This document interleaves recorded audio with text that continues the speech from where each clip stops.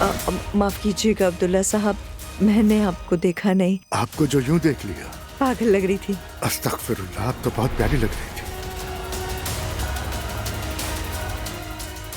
जिंदगी का नन्हा सा मुआजिज़ा।